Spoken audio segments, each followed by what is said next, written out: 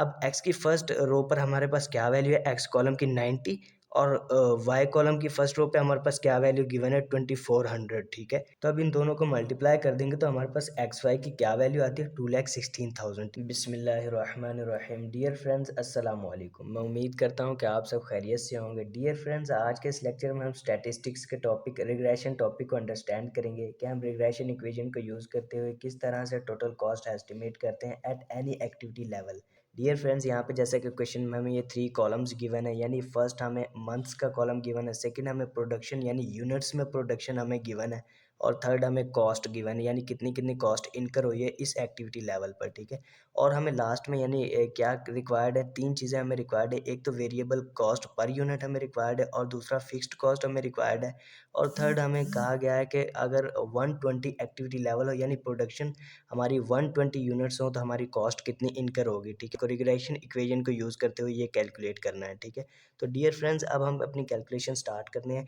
First dear friends हम regression equations की equation देख लेते हैं, यानी रिग्रेशन इक्वेशन हमारे पास क्या है, y is equal to a plus b x. ठीक है, अब यहाँ पे हमें a की वैल्यू भी रिक्वायर्ड है, b की वैल्यू भी रिक्वायर्ड है और x हमें एक्टिविटी लेवल तो उन्होंने बताया कि 120 यूनिट्स अगर प्रोड्यूस हो तो फिर टोटल कॉस्ट हमारी क्या लगेगी। ठीक है, अब डियर फ्रेंड्स अब यहाँ पे a की वैल्यू फाइंड करने के लिए हम फार्मूला कौन सा यूज़ करेंगे, y mean minus b x mean, और b की वैल्यू फाइंड करने के लिए हम फार्मूला क्या यूज़ करेंगे, n sigma sigma x y minus sigma x into sigma y divided by n sigma x square minus sigma x का whole square. ठीक है, अब डियर फ्रेंड्स बी की वैल्यू कैलकुलेट करने के लिए हमें ये वाले कॉलम्स का टोटल चाहिए। तो अब जो जो हमें रिक्वायर्ड है यानी कॉलम्स जिन जिन कॉलम्स का हमें टोटल रिक्वायर्ड है फर्स्ट हम वो जनरेट कर लेते हैं, यहाँ पे वो हम यहाँ पे कैलकुलेट कर लेते हैं। तो फर्स्ट डियर फ्रेंड्स ये 3 कॉलम्स तो हमें जैसे कि क्वेश्चन में गिवन थे, तो अब इन्हीं की बेस पर हम आगे कैलकुलेशन करेंगे। ठीक है, डियर फ्रेंड्स ये छोटा सा पॉइंट आप अपने ये माइंड में रखना, वहाँ पे जैसे कि ये मेंशन नहीं है कि एक्स कॉलम कौन सा है और वाई कॉलम कौन सा है।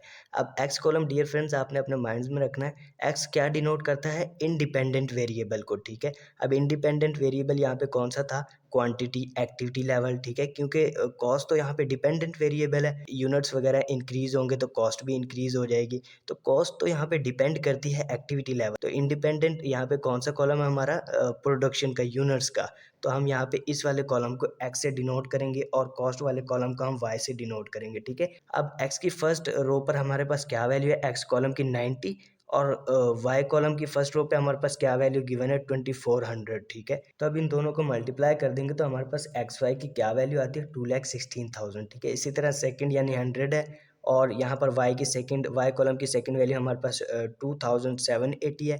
इन दोनों को मल्टीप्लाई करेंगे तो हमारे पास एक्स वाई की वैल्यू क्या आती है 2,78,000। ठीक है, इसी तरह हम ये सारा प्रोसेस तमाम वैल्यूज़ पर अप्लाई करेंगे और एक्स वाई का कॉलम भी जनरेट कर लेंगे। ठीक है, उसके बाद हमें एक्स स्केयर का भी वहाँ पे टोटल रिक्वायर्ड है बी की कैलकुलेशन के लिए, तो अब एक्स स्केयर का कॉलम भी हम जनरेट कर लेते हैं। ये भी वेरी सिंपल है, यानी एक्स कॉलम की ईच वैल्यू का हम स्केयर लेते जाएंगे और उसके सामने लिखते जाएंगे। ठीक है, अब यहाँ पर जैसे कि एक्स की पहली वैल्यू क्या है हमारे पास 90, अब 90 का जैसे ही हम स्केयर लेंगे तो हमारे पास क्या वैल्यू आती है 8100, वो हमने इसके सामने लिख दी। ठीक है, और इसी तरह सेकंड वैल्यू 100 है, 100 का हम स्केयर लेंगे तो 10,000 हमारे पास आता है, वो हम इसके सामने लिख लेंगे। यानी इस तरह से ये ऑल वैल्यूज़ पर अप्लाई करेंगे, यानी ऑल वैल्यूज़ का स्केयर लेते जाएंगे और उसके सामने लिखते जाएंगे। ठीक है, इस तरह से हम एक्स स्केयर का कॉलम भी जनरेट कर लेंगे। ठीक है, अब डियर फ्रेंड्स बस यही कॉलम्स का टोटल हमें रिक्वायर्ड था जो हमने जनरेट कर लिया। अब सबका टोटल कर लेते हैं, यानी टोटल्स यहाँ पे 6 पीरियड्स का डाटा गिवन है, हमारे पास एन क्या है 6। अब इन 6 की वैल्यूज़ को हम आपस में ऐड कर देंगे तो हमारे पास सिग्मा एक्स क्या आएगा 617। इसी तरह इन तमाम 6 वैल्यूज़ को ऐड कर देंगे तो हमारे पास सिग्मा वाई यानी क्या वैल्यू आती है 16,220। ठीक है, इसी तरह इसकी इन तमाम वैल्यूज़ को ऐड करेंगे तो हमारे पास टोटल क्या आता है, यानी डियर फ्रेंड्स याद रहे कि लास्ट वाली रो है ना जो, ये टोटल्स है इन सब का। ठीक है, यानी फर्स्ट 6 वैल्यूज़ का ही डाटा हमें गिवन है। ठीक है, और अब सिग्मा एक्स वाई हमारे पास क्या आता है 1677,220। ठीक है, सिग्मा एक्स के हमारे पास क्या आता है 63859। ठीक है, अब इन वैल्यूज़ को हम पुट करते हैं और बी की वैल्यू फर्स्ट ऑफ ऑल हम कैलकुलेट करते हैं। ठीक है, अब डियर फ्रेंड्स यहाँ पे बी का फार्मूला जैसे कि ये रहा हमारे पास, अब b is equal to n, हमारे पास 6 है, एन क्या शो करता है नंबर ऑफ पीरियड्स को, तो यहाँ पे जैसे कि हमें 6 पीरियड्स का डाटा गिवन है, 6 मंथ्स का डाटा गिवन है, तो हमारे पास एन क्या है 6, तो यहाँ पर 6 हम मेंशन कर देंगे एन की जगह। उसके बाद सिग्मा एक्स वाई हमने क्या कैलकुलेट किया है, ये हमारे पास एक्स वाई का कॉलम, यानी इसका टोटल हमने क्या कैलकुलेट किया है सिग्मा एक्स वाई 1677,220, तो हम यहाँ पे मेंशन कर देंगे 1677,220। ठीक है, उसके बाद डियर फ्रेंड्स माइनस माइनस कर देंगे, और सिग्मा एक्स का हमारे पास टोटल क्या है 617 हमने लिख दिया, और वो मल्टीप्लाई हो रहा है सिग्मा वाई के टोटल के साथ। तो सिग्मा वाई हमारे पास क्या है 16,220, तो 16,220 से हम मल्टीप्लाई कर देंगे इसे, ठीक है। अब उसके बाद अपॉन टू यानी डिवाइडेड बाय एन, एन हमारे पास 6 है, सिग्मा एक्स स्केयर यानी सिग्मा एक्स स्केयर हमने क्या कैलकुलेट किया, एक्स स्केयर का टोटल हमारे पास क्या है, एक्स स्केयर वाले कॉलम का टोटल हमने फाइंड किया है 63859, तो वो यहाँ पे हम मेंशन कर देंगे। उसके बाद माइनस, और माइनस इसके बाद सिग्मा एक्स की वैल्यू क्या थी 617 उसका हम स्केयर ले लेंगे, ठीक है। अब नेक्स्ट स्टेप में हम क्या करेंगे, वेरी सिंपल है, यानी 6 को मल्टीप्लाई करेंगे इस वाली वैल्यू के साथ, तो टोटल हम ये फाइंड करते हैं। इसी तरह इन दोनों वैल्यूज़ को आपस में मल्टीप्लाई करेंगे तो हम टोटल ये फाइंड करते हैं, ठीक है। इसी तरह 6 को हमने मल्टीप्लाई किया नीचे, फिर हमने 6 को इसके साथ मल्टीप्लाई किया तो हमारे पास टोटल वैल्यू आई 383154। इसी तरह हमने 617 का स्केयर लिया तो हमारे पास टोटल वैल्यू आ गई 380689, ठीक है।